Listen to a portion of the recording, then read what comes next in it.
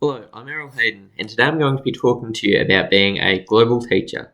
This presentation will include a definition of the concept, some key characteristics of a global teacher, and some practical examples of global teaching opportunities within the English and humanities disciplines.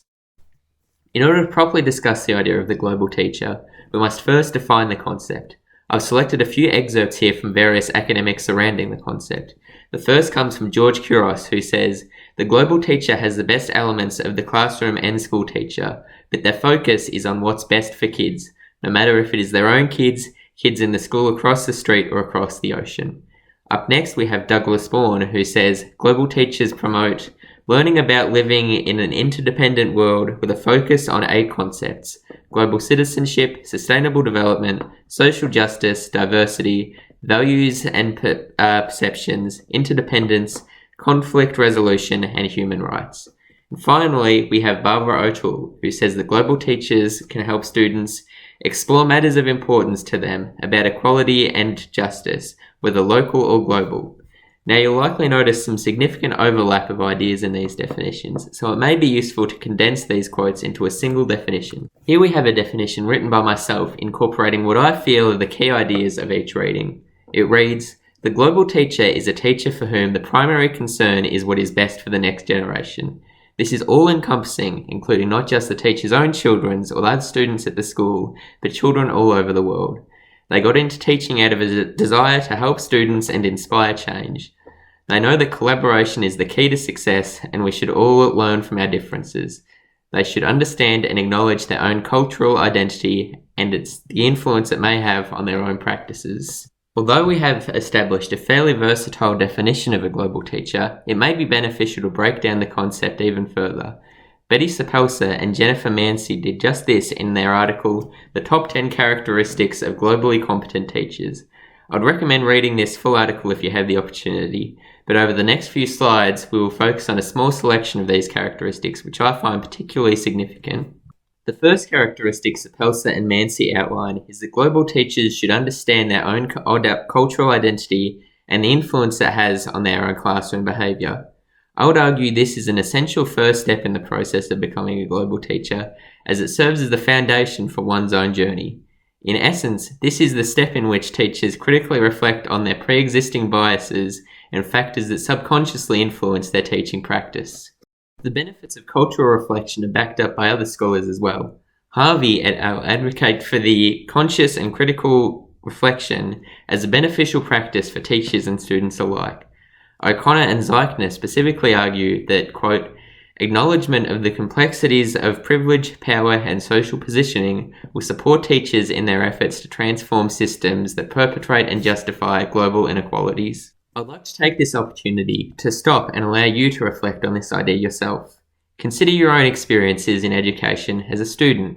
How are they influenced by your cultural and ethnic identity, your socio-economic background, the demographics of your area? Now consider your own practice as an educator today. How much have your experiences as a student influenced your practice as an educator? Do you tend to replicate your own teachers, or do you actively avoid their mistakes? How might the backgrounds of your students differ from that of your own? Are you accommodating of this? If our primary concern as global teachers is, as previously discussed, what is best for students, we must first acknowledge how our current practices may not be best for all students. It is only then that we can start to improve. The next characteristic we will discuss here is that global teachers should, quote, "model social responsibility in local and global contexts." In essence, it dictates that students should be taught how to be socially conscious global citizens. Global citizenship was outlined by the Victorian Department of Education and Training as a dimension of their Framework for Improving School Outcomes, or FISO. By their definition, global citizenship means an awareness of interconnectedness among people, societies, and environments around the globe. It emphasizes responsibilities and contribution to a global society and economy. When students develop a sense of global citizenship, they learn to respect seminal universal values such as peace, sustainability, and upholding the human rights and dignity of all people. Global citizenship programs develop students' knowledge, skills, attitudes, and values. Affective skills draw on real-life intercultural experiences which deepen students' understandings of the world and their place in it. In a 2017 journal article, Elizabeth Barrow argues that this type of learning is especially important today, in an era where nationalistic rhetoric is becoming increasingly popular amongst politicians. Paul Ophir shares a similar urgency in Pedagogy of Hope, Reliving Pedagogy of the Oppressed, in which he argues that, in response to social injustice and economic corruption, it is essential that students are equipped with the knowledge of the powers they have to enact change. This leads directly into the final characteristic that will be discussed in this presentation. This suggests that global teachers should help learners find appropriate actions to improve local and global conditions. In other words, teachers should equip students with the knowledge they need to make a positive impact on society through methods like voting, public activism, or protesting.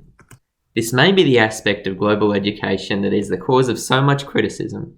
In his chapter outlining the emergence of global education, Bourne highlights the backlash such programs often face, often from conservative governments. In recent years, we have seen our own Prime Minister, Scott Morrison, do the same when he publicly spoke out against students participating in climate change protests. Up until now, most of our discussion of global teaching has been largely abstract and theoretical, going over just a few of the guiding principles of global teaching. Now, however, we are going to turn our focus to a more practical idea. Over the next few slides, I'll provide a few short examples of ways to embed global teaching practices within my chosen disciplines of secondary English and humanities. We'll start off with humanities, mainly because I think it is the subject that I feel is best suited to a global teaching pedagogy. It appears that the VCAA would agree with this statement. Linked on the About the Humanities page of the Victorian Curriculum site is this document which claims that, quote, learning about the key premises of worldviews and major religions is an important part of a contemporary school curriculum. Later in the same document, they highlight civics and citizenship and a history curricula as areas in which this content can easily be discussed. I'd also like to refer you to these sections of the Year 7 and 8 Civics and Citizenship curriculum that would benefit from a global teaching pedagogy. Feel free to pause the video now to take a closer look. I'd also like to refer you to these content descriptors from the Years 9 and 10 Civics and Citizenship curriculum. As you can see, some of the ideas we've talked about already are explored a little more explicitly, especially these ones here on the right, where we have discussed challenges to and ways of sustaining a resilient democracy and cohesive society, and discuss how and why groups, including religious groups, participate in civic life. And finally, I'll refer you to these sections from the Years 9 and 10 History curriculum, where we see these global teaching ideas explored somewhat explicitly. Once again, I do want to emphasise that these are by no means the only opportunities to explore global learning, as you'll see in this next example. I have simply selected the content descriptors which seem to lend themselves most to this pedagogy. In 2020, I took part of a Year 8 Humanities unit surrounding the production of chocolate. Although the unit was mainly focused on business and economics, my lessons were primarily concerned with matters of global citizenship. The lesson involved a viewing of a documentary which highlighted the overseas exploitation and child labour that are all too common in the industry. The lesson also included a discussion on fair trade certification and what it means for the various parties involved in the production and sale of chocolate. Students then examined various chocolate blocks to see if they were fair trade certified and found that, while many did claim to be ethically sourced, they had not received any approval from a third-party regulatory body, making their claims somewhat untrustworthy. Discussion was then had on the responsibility they hold as a consumer, with students asked to consider whether they do have a responsibility as a consumer to stop these practices. If so, what power do they have? These lessons were concerned with helping students learn about their place in an interconnected and global capitalist system, as well as the powers they hold as a citizen and a consumer to enact positive change. Next up, we're going to talk about ideas for embedding a global teaching pedagogy in the secondary English classroom. This is arguably a little more difficult to do than in the humanities context, mainly because the core ideas aren't necessarily explored explicitly in the English curriculum. However, that isn't to say it's not possible. I'll start by referring you to this quote from an Oxfam guidebook on incorporating global teaching pedagogy in the English classroom that reads, quote, English is a subject with a global dimension. It involves students' place in the world as well as the world of literature and language study. Reflecting on global issues and communicating with communities around the world gives the subject vital richness. One of the most straightforward ways to incorporate global learning in an English classroom actually comes in the form of text selection. The English curriculum is structured so that every single year, students should be responding to at least one literary text, discussing the key themes and ideas explored. Therefore, it would be highly beneficial to ensure that the texts explored in these units are diverse in their perspective and themes explored. In this article here, Bliss and Bacallia explored the VCAA's text list for VCE English over the past decade and found a concerning lack of diversity, arguing that a conscious effort should be made by text selectors to ensure a diverse selection of text is presented in English classrooms. This perspective is shared by many other theorists, such as Adam and Harper here, who argue that careful selection of diverse literature is beneficial to students and helps them develop, quote, critical and creative thinking, personal and social capabilities, and ethical and intercultural understandings.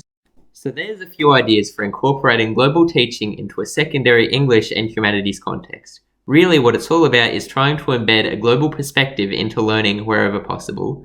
I'll return to the definition we discussed at the beginning of this presentation. The global teacher is a teacher for whom the primary concern is what is best for the next generation. This is all-encompassing, including not just the teacher's own children or the other students at the school, but children all over the world. They got into teaching out of a desire to help students inspire change. They know that collaboration is the key to success and we should learn from our differences. They should understand and acknowledge their own cultural identity and the influence it may have on their own practices. Hopefully, after watching this, you have developed an understanding of what this means and what it looks like, and you have a few practical ideas of how this might be achievable in your context. I would highly encourage anyone watching this to try and incorporate a global teaching pedagogy into their classroom. Thank you for watching.